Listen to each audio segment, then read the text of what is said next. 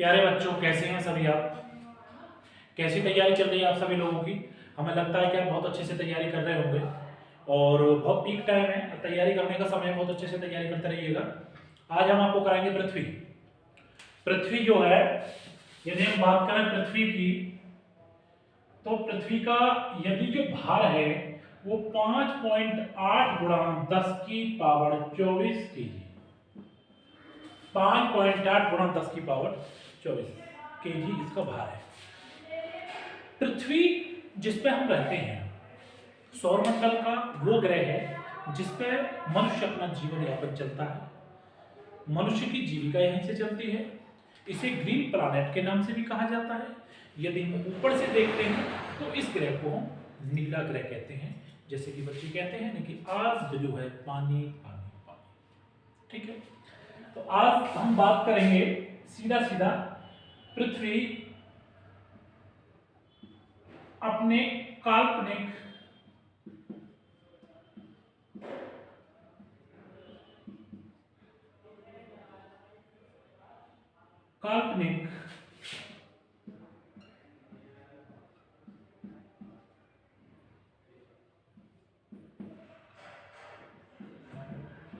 अक्ष पर 66.5 डिग्री झुकी है।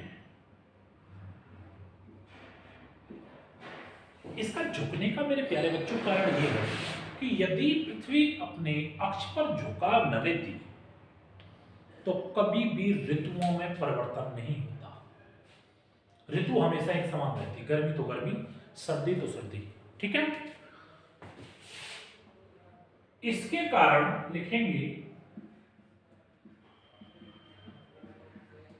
ऋतुओं में परिवर्तन होता है। किसमें होता है? ऋतुओं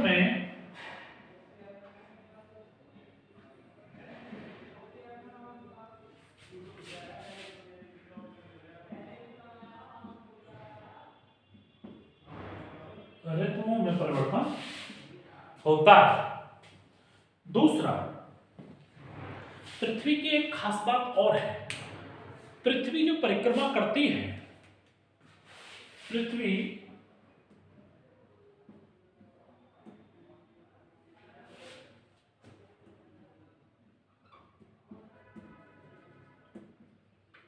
अपना परिक्रमा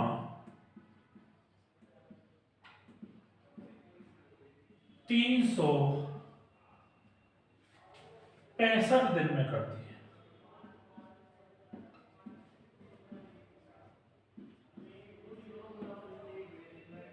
कितने दिन में करती है मेरे प्यारे बच्चों? पृथ्वी 365 दिन में किसकी परिक्रमा करती है? परिक्रमा करती है, सूर्य की परिक्रमा करती है। अपने लिए सूर्य की परिक्रमा 365 दिन में करती है। अगला फैक्ट निकल कर आता है, जो इसमें बहुत खास फैक्ट है, कि जो पृथ्वी है, पृथ्वी ध्रुवों से चपटी होती है और आजकल इसके अंदर पृथ्वी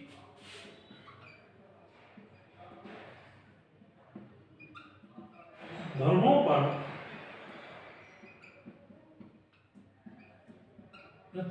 पर चपटी होती है। कैसी होती है? चपटी।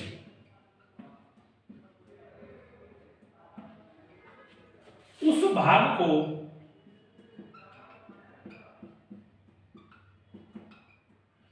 GEOID, जियोड क्या कहते हैं? जियोड कहते हैं। क्या कहते हैं? जियोड कहते हैं। क्या कहते हैं? जियोड कहते हैं। दूसरी बात, पृथ्वी में एक सबसे बड़ी खास बात निकल के आती है। मैंने उस दिन ग्रह में भी, अब पृथ्वी हमेशा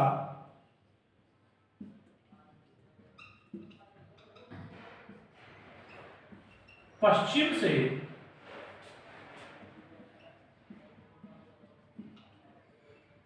पूर्व की ओर घूर्णन करती है।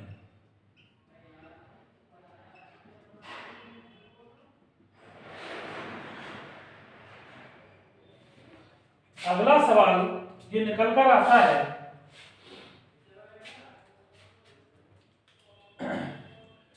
सूर्य का जो सर्वाधिक प्रकाश है वो हमेशा विषुवत रेखा पर पड़ता है। सूर्य का सर्वाधिक प्रकाश विषुवत रेखा पर पड़ता है।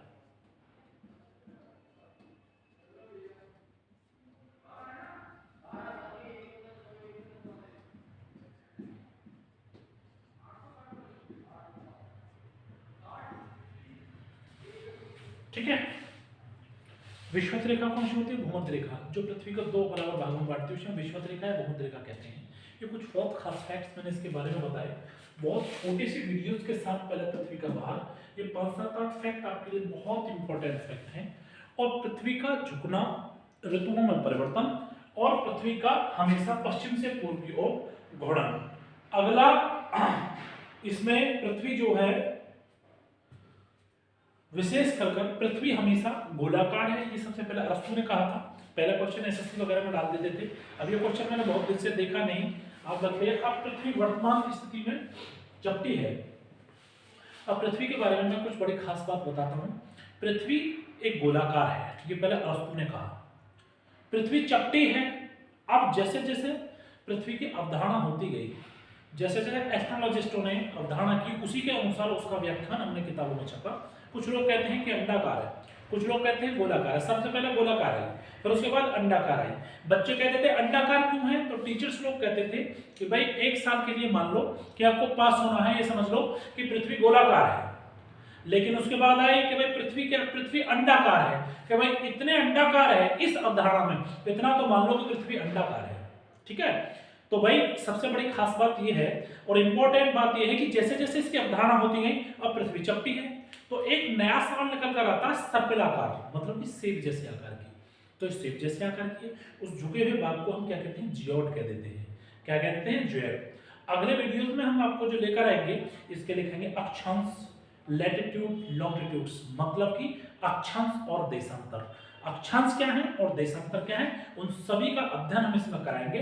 डेली इस वीडियो में बहुत छोटे छोटे फैक्टों के साथ आप सारे टॉपिक्स क्लियर करेंगे और बड़े से बड़ी परीक्षा की तैयारी आप इसी माध्यम से आप कर सकते हो।